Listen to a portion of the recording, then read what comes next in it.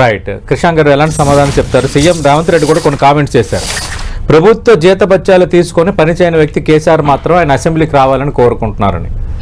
ఒకటి నంబర్ 1, 2019లో జీవన్ రెడ్డి గారు Congress leader MLC గెలిచినప్పుడు కూడా ఆనాడు కూడా బీఆర్ఎస్ పోటీ పెట్టలేదు. ఇవాళ ఏదో పోటీ పెట్టలేదు, పోటీకి ఎందుకు రాలేదు అని అంటే ఇది కొత్త ఏం కాదు.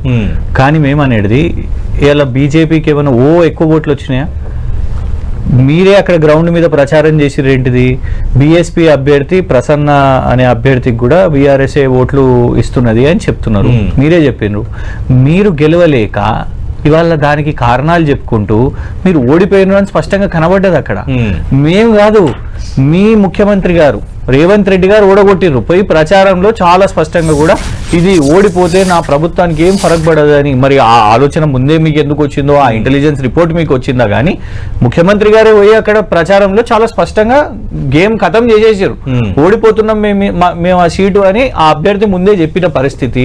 ఇలా ఓడిపోయారు. మేము అనేది ఏంటంటే ఇలా మీ ఫ్రస్ట్రేషన్ చూస్తున్నాం. ఇవాళ రేవంత్ రెడ్డి గారు ఏదైతే భాష ఉపయోగించారో అందరు మీ రిపోర్టర్స్ అందరు చెప్తున్నారు, పచ్చి బూతులు మాట్లాడటము. ఇది ఈ ఫ్రస్ట్రేషన్ ఎందుకు? విజయశాంతి గారిని ఏఐసిసి నియమిస్తే ఆ ఫ్రస్ట్రేషన్ మా మీద తీయడం ఏంది? అందరికి తెలిసిన విషయం ఏంటి? వేం నరేందర్ గారిదో ఇంకెవరిదో రేవంత్ రెడ్డి గారు కావాల్సిన పేర్లు వస్తున్నాయి అనేసి అది ఉండే. ఢిల్లీకి పోతున్నారు అని అనేసరికి ఢిల్లీకి రాకండి అని ఏఐసిసి చెప్పింది. ఇటు క్యాబినెట్ మంత్రి ఎమ్మెల్సీ కావడం రేవంత్ రెడ్డికి ఇష్టం లేదా?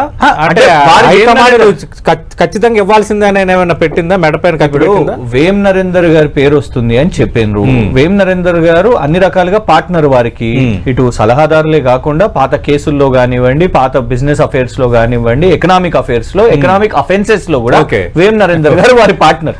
సో ఆ పార్ట్నర్ గారికి వస్తుంది అని ప్రచారం అన్ని మీడియాలో కూడా వచ్చింది. అది మిస్ అయ్యేసరికి ఆ ఫ్రస్ట్రేషన్ ని బీఆర్ఎస్ మీద తీయడం. వేం నరేందర్ రెడ్డికి రాలేదని మీరే బాధపడుతున్నారు. మేము బాధపడతలేము. ఆ బూతులు ఏ విధంగా అయితే ముఖ్యమంత్రి స్థాయిలో ఉండి భాష ఏ విధంగా అయితే మాట్లాడారో అది కరెక్ట్ కాదు. మేము అన్నది ఏంటిదంటే ఇవాళ నంబర్ 1 నువ్వు మాట్లాడుతుంటే ఇవాళ విద్యాశాఖ మీ దగ్గరనే ఉంది. ఒక అమ్మాయి ఇవాళ గురుకుల పాఠశాలల్లో చనిపోయింది. వాళ్ళ తండ్రిని మీరు అరెస్ట్ చేసి తీసుకొని పోయిన విజువల్స్ అందరూ కూడా చూస్తున్నారు. దాని గురించి మీరు మాట్లాడండి. ఇవాళ మీరు హోంమంత్రి కూడా మీ దగ్గరనే ఉన్నది కదా. దానిపైన కూడా రేవంత్ రెడ్డి ఒక కామెంట్ చేశారు. అంటే రాష్ట్రంలో సవాళ్ళు వేస్తుంటే తండ్రి కొడుకు అల్లుడు సంతోషిస్తున్నారు, పైశాచిక ఆనందం పొందుతున్నారు అని. మేము అనేది ఏంటంటే వాళ్ళ కోసం ఎవరన్నా అండగా ఉండాలి కదా. చనిపోతున్నప్పుడు కనీసం దాని గురించి ప్రతిపక్షంగా మేము మాట్లాడొద్దా చెప్పండి? మీరైతే అధికారంలో ఉన్న వాళ్ళు మాట్లాడతలేరు. అరే మేమన్నా మా నియోజకవర్గంలో ఉన్నామండి. కేసీఆర్ గారు ఎక్కడున్నారు చెప్పండి?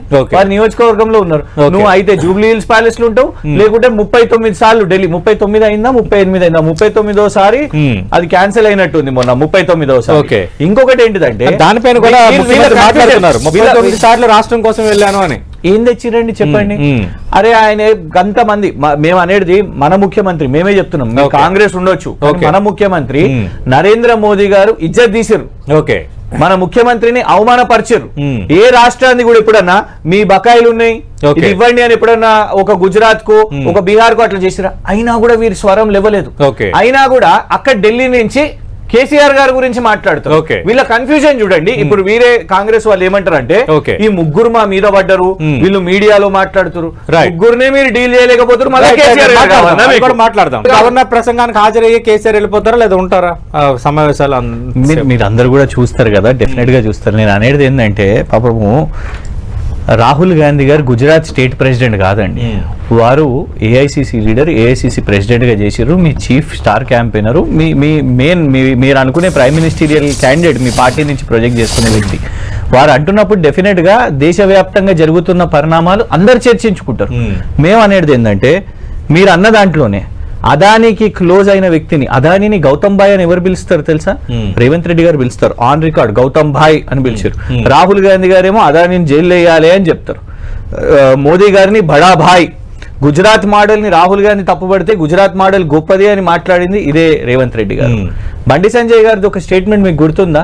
మనం ఇద్దరం కలిసి బీఆర్ఎస్ ని ఖతం చేయాలి అని ఓపెన్ గా మాట్లాడారు. ఇంకొకటి మీరు అన్న విచారణ పార్టీకి సంబంధించిన బంధువు ప్రతిమా శ్రీనివాసరావు నిన్న అదానిని తనయుడిని ఆహ్వానించారు ఇంటికి విందుకి. ప్రతిమా శ్రీనివాసరావు గారు మా పార్టీ సభ్యులు కాదండి. మీ పార్టీకి సంబంధించిన నేతకు ప్రతిభ శ్రీనివాస్ గారు విద్యాసాగర్ రావు గారి వేదిక మీద కూడా రేవంత్ రెడ్డి గారిని గెస్ట్ గా పిలిచారు. మేము అనేది ఏంటంటే ఎవరినో ఇండివిజువల్స్ ని మాకు లింక్ పెట్టాల్సిన అవసరం లేదు. ఇంకొక విషయం, ప్రధానమంత్రి మోదీ గారు RR ట్యాక్స్ అని అన్నారు. విచారణ జరిగిందా? ఎందుకంటే మోదీ గారు చిన్న నాయకుడు కూడా కాదు కదా. ఈటల రాజేందర్ గారు మంత్రి గారు సతీమణి కమిషన్స్ తీసుకుంటుంది అని ఈటల రాజేందర్ గారు అన్నారు. ఏ మంత్రి గారు అంటే ఇవాళ రాష్ట్రంలో బిల్లులు ఏ మంత్రి గారు ఇస్తారో అందరికి తెలుసు. నంబర్ 2. నంబర్ 3, అనిరుద్ రెడ్డి గారు అని జడ్చర్ల ఎమ్మెల్యే గారు ఏకంగా ప్రభుత్వం మీద ఆరోపణ చేస్తూ ఒక మంత్రిత్వ శాఖలో మొత్తం అవినీతి అని బహిరంగంగా మీడియా ముందు మాట్లాడారు. విచారణ జరిగిందా? మీరు అన్న షోదా దాంట్లో బీజేపీ ఫ్లోర్ లీడర్ కూడా ఆరోపణ చేశారు, మహేశ్వర్ రెడ్డి గారు. ఇదే బావమర్దికి మీరు 1137 కోట్లు అని. విచారణ జరిగిందా? ఎస్ఎల్బిసి విషయం మీద నేషనల్ డ్యామ్ సేఫ్టీ అథారిటీ వచ్చిందా? సిబిఐ విచారణ జరిగిందా? హైకోర్టు కేసు అయిందా? ఇవి కూడా కాలేదు. పోనీ ఇవన్నీ ఎందుకండి? 20% కమిషన్ అని వాళ్ళ కాంట్రాక్టర్లు సెక్రటేరియట్ లోపల మంత్రి ఆఫీస్ ముందు 20% డైరెక్ట్ గా ఇవాళ 20% కర్ణాటక కల్చర్ ఇక్కడ కూడా వచ్చింది. విచారణ జరిగిందా? ఇన్ని చెప్తున్నామండి.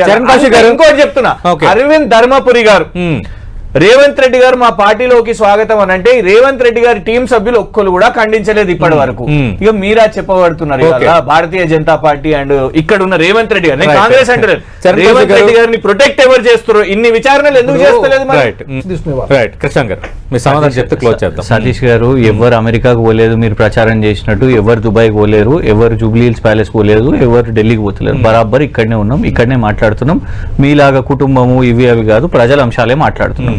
మీరు అన్నారు కదా కట్టర్ గారి ఫోటో అని. నేను ఒకటి అడుగుతున్నా, కట్టర్ గారు అంటే బీజేపీ కేంద్ర మంత్రి, వాళ్ళకి ఏం ప్రెషర్స్ ఉన్నాయో మేము కంప్లైంట్ చేసింది వాస్తవమే. కానీ రాహుల్ గాంధీ గారిది ఒకటి, ఈ సంవత్సరంలో రేవంత్ రెడ్డి గారు 1-to-1 కూర్చున్నది ఒక ఫోటో చూపెట్టండి, నేను వెయిట్ చేస్తాను ఫోన్ లో తీసి. ఎందుకంటే మీరు రాహుల్ గాంధీ గారిని కలిసిన విషయమే ఫోటో చూపెట్టలేకపోతున్నారు. మీరు పాత ఫోటోలు పంపించి మీడియాకి అందరు కూడా మేము కలిసినాము అని చూపెట్టుకునే పరిస్థితి. మీరు మమ్మల్ని కట్టర్ గారి ఫోటో అడిగేది. నేను అనేది ఏంటంటే ఇవాళ ఎక్కడనో ప్రపంచంలో ఎవరు చనిపోయినా కూడా అందులో కేటీఆర్ గారి పేరు లాగాలి. ఎవరు లాగిరండి? ముఖ్యమంత్రి రేవంత్ రెడ్డి గారే మాట్లాడారు.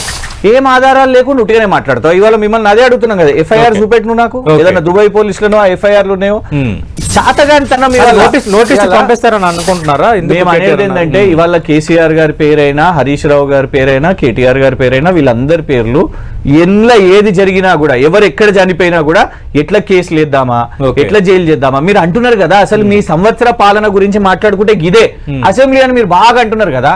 స్టాటిస్టికల్ సర్వేని డిలీట్ ఎందుకు చేసిరండి? ఎందుకు పబ్లిక్ డొమైన్ లో పెట్టలేదు? ఎందుకంటే నువ్వు చెప్పిన కేసీఆర్ గవర్నెన్స్ అందులో ఉన్నది కదా. నీ బట్టి విక్రమార్క రిపోర్ట్ ఏమని చెప్తుంది? మిత్తిలకు 2000 కోట్లు మాత్రం మేము ఇచ్చినాము అని చెప్తున్నారు. నువ్వేమో 6500 కోట్లని రేవంత్ రెడ్డి గారు చెప్తారు. అంటే 4500 కోట్లు నువ్వు ఏఐసిసికి, హర్యానాకు, మహారాష్ట్ర ఎన్నికలకు పంపిస్తున్నావా? లెక్కలు మీకే చక్కగా వస్తలేదు. ఇంకోటి చాలా మంచి మాట ఒకటి అన్నారు, కాంట్రాక్టర్లు మేము పెండింగ్ పెట్టినామని. పెండింగ్ పెట్టడం నేరమా? కమిషన్ అడగడం నేరమా? మేము పెండింగ్ పెట్టుండొచ్చు కాక నేను తప్పనన్నాను. మీరు పెండింగ్ పెట్టడం వల్లే కమిషన్ చెల్లించలేకపోతున్నాము, అందుకే కాంట్రాక్టర్లు వచ్చి ఆందోళన చేశారు. అట్లా కాదు, వాళ్ళు ఆందోళన చేయడంలో, బిల్లులు అడగడంలో తప్పులేదు. కానీ దానికి మీరు 20% కమిషన్ అడుగుతారా? 20% కమిషన్. ఇంకోటి చెప్తాను, కోర్టుగాని లెక్క 6 గ్యారంటీలు 420 హామీలు ఇచ్చినప్పుడు Telangana is rich state, we have revenue, we will do and show the guarantees. మీరు లెక్క పెట్టిరు, గుర్తుందా మీకు? మొత్తం ఇన్ని కోట్లు అయితే ఖర్చు నాకు గుర్తు. చరణ్ గారిని మీరు ఎంత రూపాయి మీరు చేయగలుగుతారంటే మేము చేసి అప్పుడు రాగానే ఇవాళ తప్పించుకుంటున్నారు. గ్యారంటీల నుంచి దుకాణం ఎత్తే నీకే ఇవాళ పైసలు లేవు అని చెప్తున్నారు. చూద్దాం, 4 ఏళ్ళు ఉన్నాయి కదా, ఏంటి 170 ఏంటిది? 2500 ఉందా? పెన్షన్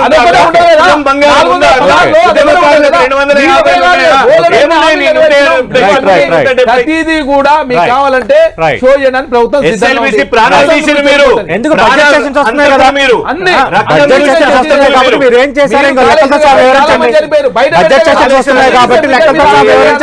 బంద్ చేయండి. ప్రజలకి తెలుస్తుంది కదా. మీరు ప్రతిపక్షాలు కూడా మీరు సమాధానం ఇచ్చినట్టు ఉంటుంది. బడ్జెట్ సెషన్స్ వస్తున్నాయి కాబట్టి ఎక్కడ ఎంత ఖర్చు పెట్టారు ఏంటి అనేది మీరు లెక్కలతో సరిపోతుంది. విషయం మీద ముందే రిపోర్ట్ చెప్పిందండి ఫాల్ట్ ఉంది అని. అయినా కూడా వీళ్ళు 50 మంది ప్రాణాలను వీళ్ళు రిస్క్ చేశారు. Right, 8 right. మంది ప్రాణాలను తీసిన వాళ్ళు వీళ్ళు. Right, అది కూడా right, నిజానికి thank you, thank you. ప్రతిపక్షంగా కాళేశ్వరం కట్టడం చాలా అంతకులు మంది మీరు. మీరు అంతకులు చాలా మంది అభ్యర్థులు. జైలు పోవాల్సింది అసలు మీరు. మీరు You are murdered. కాంగ్రెస్ మాటలు దుబ్బట్ అంటే చేసి మీరు ప్రైమ్ టైం